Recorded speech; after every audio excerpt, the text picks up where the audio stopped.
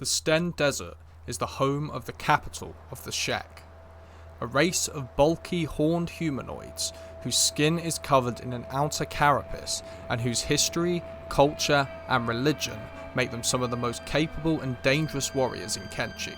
I will use this episode to deep dive into the ancient and recent history of the Shek, exploring how they came to be, the roots of their warrior society, and how in a culture obsessed with battlefield honour, choosing not to die for what you believe in can be a revolutionary act. A clue to the Shek's origin can be found, in all places, in one of the Holy Nation's scriptures. The Horned Devil was created human, as brother of the Okranite, but the Horned Devil possessed a sinful mind. It rejected Okran's light in its heart, in favour of Narko's temptations. As far as we can tell, the Shek were created by the skeletons under the Second Empire. With the human population becoming increasingly rebellious, and the skeletons having lost the technology to create more of their kind, the Empire's rulers embarked on some kind of genetic manipulation or selective breeding program to create a caste of humans called the Enforcers. What is that? An enforcer? The enforcers always were spiky in character. How humorous they now sport true spikes to match. They come horde now. Time stands still within our walls, but outside, a new world grows and evolves. The Enforcers may have been used in attempts to put down the burgeoning Holy Nation, which may go some way to explaining the animosity that they now have towards the Shek. Either way, after the Second Empire fell, the Shek congregated around the Stenn Desert, though they can be found all over the world, featuring prominently in the United Cities, where a member of their race holds 3 of the 9 seats in the Noble Circle. Evidence perhaps that the warlike, death before dishonour outlook of those Shek in the Stenn Desert is more cultural than genetic. When the Second Empire first collapsed, the Shek spent hundreds of years in a state of constant internecine war, with small tribes battling each other for supremacy. That was until the rise of a warrior named Kral, who by refusing to surrender and fighting bravely to the death against overwhelming odds, gained the respect of all Shek in the region and founded the Shek Kingdom. The fierce warrior Kral took to the hills. It was an ambush. 100 swords surrounded him, but he stood, fearless, waiting. A stab in the back and the swords closed in. Kral's assassin flung to his doom. A stab to the gut and the swords closed in. Kral's swarmers cleaved from their feet. The swords closed in and Kral was dealt 100 cuts, passed to the other side to Gateway, where he lives an eternal hero. The Shek Kingdom subsequently either started wars with or were attacked by all their neighbours, their only aim being to follow Kral into Gateway, the Shek afterlife, open only to the bravest of warriors. These wars, fought over several generations, with little in the way of overarching strategy, eventually dwindled the Shek population to the point of near extinction, and it was only with the intervention of their current leader, Asata the Stone Golem, with the help of her advisor Bayan, that the Shek were able to close some of the fronts of their war and avoid total annihilation. Under the leadership of the last ruler of the Shek Kingdom, Shega, the Holy Nation launched an assault on the Stenn Desert. The Shek of course fought back, blitzing what is now called the border zone and burning the hub to the ground. After a bloody war of attrition, with countless dead on both sides, eventually the Shek numbers began to dwindle, especially in comparison to the nearly endless supply of bodies that could be supplied by the Holy Nation.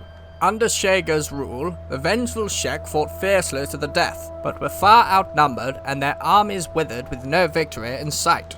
Shega wanted to lead his armies into a glorious last stand, where they would almost certainly be destroyed, but would die with honour and follow Kral into Gateway.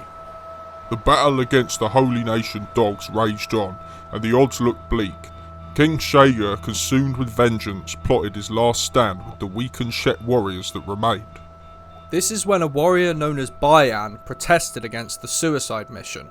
The whole encounter can be found described in an unofficial short story written by Kenshi's lead writer, and I'll leave a link to it in the description of this video. I highly recommend checking it out once you're done here. Bayan would have been cut down and killed as a traitor, Shega's rage being fueled by this perceived act of unforgivable cowardice, but this is when Asata the Stone Golem stepped in. The man speaks the truth. You want Bayan silenced? You'll have to cut me down first. Their swords crossed, but the stone golem's strength prevailed. Her blade pressed to Shager's throat. Finish me! I'll sooner die a warrior than live a coward. Isata did as she was asked and struck Shager down, taking control of the Shek Kingdom. With the support of Bayan, who now plays the role of her advisor, Isata has made peace with the United Cities and consolidated the Shek into Admag and Squin. Not everyone is happy with this arrangement though, and a few rebel Shek factions have sprung up in opposition to what they see as a betrayal of their culture and traditions. Bayan in particular is seen with great disdain by many Shek, not only for his opposition to the aforementioned suicide mission, but also for his intellectualism. He is one of the few Shek who can read, and any kind of intellectual pursuit is seen as weakness by mainstream Shek culture. Nevertheless, few who are not enthralled to the overriding ideology of the kingdom can dispute that without Bayan and Asata's stance of long-term strategic planning and focusing on the survival of their civilization, increasing prosperity and trade, and the integration of the Shek Kingdom into the wider economy of Kenshi, and not just war-making, the vast majority of their kind may now be dead or enslaved. Asata is guarded by the 100 Guardians, an elite caste of Shek warriors which she herself was a member of before ascending to the throne. Not every Shek in the Stenn Desert agrees with Asata's reforms. A faction known as Kral's Chosen, led by a huge Shek warrior by the name of Flying Bull and residing in New Kralia, disagree with Asata's peacemaking. His bounty reads as follows: extremist and traitor to the Stone Golem, names himself as Kral's Chosen.